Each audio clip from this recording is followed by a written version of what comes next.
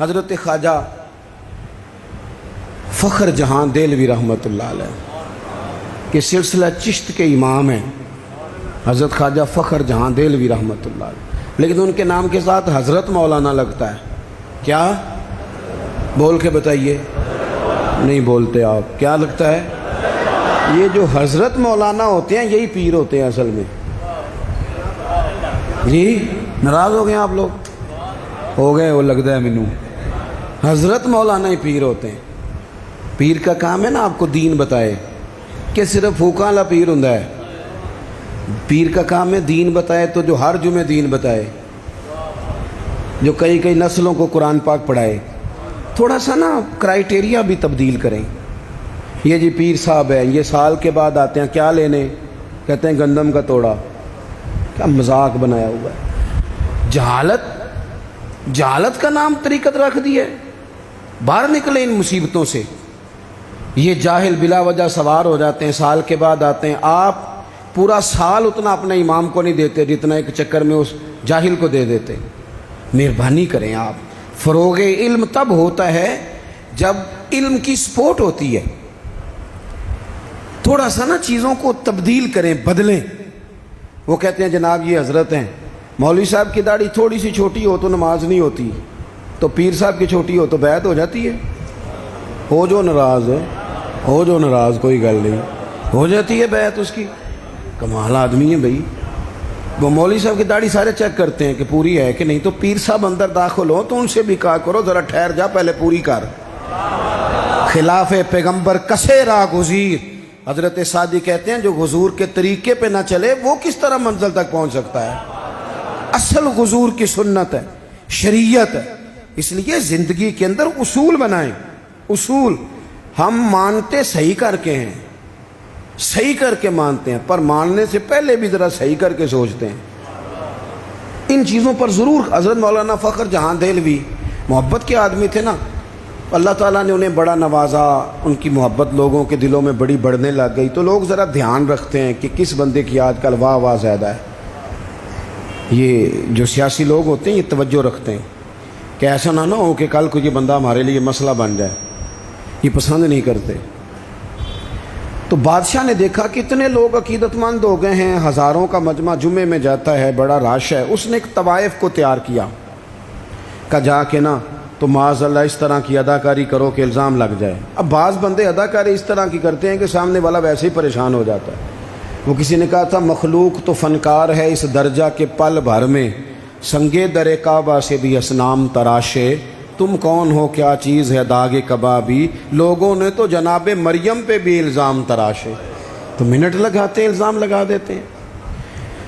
حضرت جمعہ پڑھا کے نیچے اتر رہے تھے، سیڑھیاں ادھر ادھر مریدوں کا رش تھا، سامنے اچانک وہ بی بی آ گئی۔ دلی سارا جانتا تھا کہ یہ عورت کیا ہے، کیا کردار رکھتی ہے۔ سامنے آ کے اس نے کہا السلام علیکم۔ شیخ نے گرد نظر جھکا کے کہا وعلیکم السلام۔ تو اس نے اس طرح گفتگو شروع کی جیسی بڑی جاننے والی نہیں۔ بعض لوگ بڑے چالاک ہوتے ہیں۔ پرانے زمانے میں ہم نے سنا تھا کہ فلانا شیشے میں اتار لیتا ہے، اب تو بعض بندے چھوٹی سی شیشی میں بھی اتار لیتے ہیں۔ بڑے تیز ہیں، بڑی باتیں آتی ہیں، بڑی۔ اس نے بھی بڑی طبیعت پوچھی، صحت کیسی ہے؟ وہ کمر میں درد تھا، اس کا کیا حال ہے؟ اب وہ جو سارے مرید پکے نہیں ہوتے، کچھ کچے پکے بھی ہوتے ہیں۔ وہ جو کچے پکے تھے وہ پریشان ہو گئے کہ واقعی کبھی پوچھا تو نہیں پیر صاحب سے رات کو کہاں ہوتے ہیں؟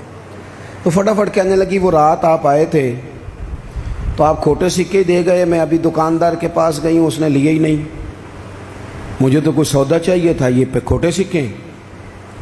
ہم تو دشمن کو بھی پاکیزہ سزا دیتے ہیں۔ ہر جگہ الجھنا نہیں چاہیے، زیادہ صفائیاں دینے والے کو بھی لوگ کمزور سمجھنے لگ جاتے ہیں۔ ہر وقت تھوڑی صفائی دیں گے۔ حضرت شیخ نے اس کی بات سنی اور ہنسے، مسکرائے، اور مسکرا کے نہ تو اپنی جیب میں ہاتھ ڈالا اور اصلی سکے نکالے۔ دفعہ فرمایا بیٹی، او میری بیٹی، او پیاری بیٹی، تو نقلی دے جا، اصلی لے جا، اور میرا پتر دوبارہ بھی ضرورت پڑی تو آ جانا، فخر جہاں کا دروازہ کھلا ہی ملے گا۔ ہم تو دشمن کو بھی پاکیزہ سزا دیتے ہیں۔ آپ محبت کریں گے، سامنے والا آئے جتنی مرضی نفرت لے کے آئے، ہم اپنا لہجہ کیسے بدلیں؟ ہمارے پاس وہ شے ہی نہیں جو لوگ چاہتے ہیں پیدا ہو. کہاں سے لائیں وہ نفرت؟ وہ بازاری زبان کہاں سے لائیں؟ وہ کہاں سے لائیں گفتگو جو گفتگو اس طرح کی ہے کہ ویسے کوئی شریف آدمی نہیں کرتا؟ کیسے لائی جائے؟ آپ کسی کو دیکھ کے کبھی بھی اپنا لہجہ خراب، وہ جو کر رہا ہے وہ اس کا معاملہ ہے. ہم تھوڑی، ہم محبت والے ہیں، محبت والے اپنی بولی بولتے ہیں. وہ کس طرح سامنے والے کی سطح پہ اتر کر بات کریں گے؟ حضرت نے فرمایا پتر ضرورت پڑے تو دوبارہ بھی آ جانا. یہ بات کرتے ہی نا پھر شیخ سیڑھیاں اترنے لگے، اور جب سیڑھیاں اتر گئے تو 3-4 منٹ کے لیے وہ بی بی سکتے میں آئی، کانپنے لگی. پھر دوڑ کے جا کے حضرت کے پیروں میں بیٹھ گئی. کہنے لگی بابا ایک بات تو بتا، تو مٹی کا بنا ہے کہ کستوری کا؟ تو سندل کا بنا آدمی؟ میں تجھے بدنام کرنے آئی، الزام لگانے آئی. چاہیے تو یہ تھا کہ لوگ مجھ پر تھپڑوں کی برسات کرا دیتے، تیرا چہرہ جلال سے سرخ ہو جاتا، اور میں بدنام کرنے آئی. اور میں دلی کی وہ والی خاتون ہوں جسے کبھی کسی نے بیٹی نہیں کہا، کبھی کسی نے بہن نہیں کہا. اپنوں نے بھی رشتے بنانے چھوڑ دیے. جس نے دیکھا بری نظر سے دیکھا، پر تو کس محبت کا آدمی ہے؟ میں بدنام کرنے آئی اور گناہوں میں لتھڑی ہوئی کو تو نے بیٹی بنا لیا. یہ جملے کہتے ہی اس خاتون نے دوپٹہ اٹھایا، چہرے پہ اوڑا، اور کہنے لگی دلی والوں اب میں تمہیں بتاؤں گی فخر جہاں کی بیٹی کس طرح کی ہوتی ہے.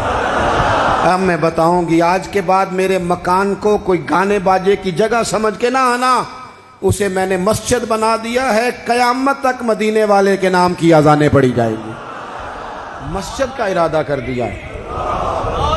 اپنے سنیں جی، اپنے لہجوں میں محبت. سامنے والا وہ ہمارے ہاں نا 2-4 فلسفے بھی ہیں ہمارے. کچھ لوگ کہتے ہیں دکھ بڑے ہیں اس لیے میں سخت ہو گیا ہوں. دکھ بڑے ہیں پیر صاحب، آپ تو گاڑی میں بیٹھ کے آئے، عقیدت مندوں کا ہجوم ہے، پیار ہے. ہمارے پاس دکھ بڑے ہیں. تو میں کہتا ہوں آپ کو پتہ نہیں ہے نا، دکھ جس جگہ جاتے ہیں نا وہ رنگ ضرور بدلتے ہیں پر رہتے دکھ ہی ہیں. رہتے وہ ہر ایک کے پاس ہیں، اس لیے کہ دکھ پیارے بڑے ہیں نا. نبیوں رسولوں کے پاس بھی رہے ہیں، اور ہمارے درویشوں نے ہمیں سبق پڑھایا ہے کہ دکھ قبول محمد بخشا، بس راضی رہن پیارے. اگر وہ اس طرح خوش ہیں تو ہم بھی خوش ہیں. تو دکھ تو ہر بندے کو ہے. اب کیا بندہ ہنسنا چھوڑ دے؟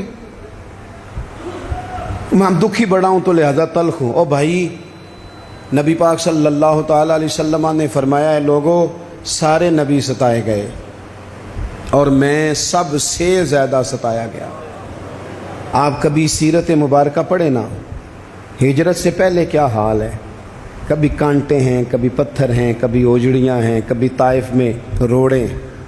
ہجرت کے بعد کیا حال ہے. کبھی بدر میں تلواریں، کبھی احد میں تلواریں، کبھی خندق میں تلواریں، کبھی منافقین کی سازشیں، کبھی کچھ کبھی کچھ. از اول تا آخر دکھ ہی دکھ. لیکن حضرت حارث بن عبداللہ رضی اللہ تعالیٰ عنہ فرماتے ہیں لوگوں میں نے اپنے کریم محبوب علیہ السلام کو جب بھی دیکھا ہے مسکراتے ہی دیکھا ہے، مسکراتے ہی دیکھا. اور میرے اعلیٰ حضرت فرماتے ہیں جس کی تسکین سے روتے ہوئے ہنس پڑے. حضور تو ہلکا سا مسکرا دینا تو جو بڑا رونے والا ہو وہ ہنس پڑتا ہے. اب یہاں سوال پیدا ہوتا تھا کہ پھر تو بڑا انتظار کرنا پڑتا ہوگا کہ حضور تسکین فرمائیں. فرماتے ہیں انتظار نہیں کرنا پڑتا، انتظار نہیں. یہ تبسم حضور کی عادت ہے. یہ حضور کی، یہ جو اعلیٰ حضرت کا سلام ہے نا، یہ تو پوری سیرت ہے حضور کی. فرماتے ہیں جس کی تسکین سے روتے ہوئے ہنس پڑیں اس تبسم کی عادت پہ لاکھوں سلام. یہ تو عادت ہے حضور کی تبسم فرماتے رہنا.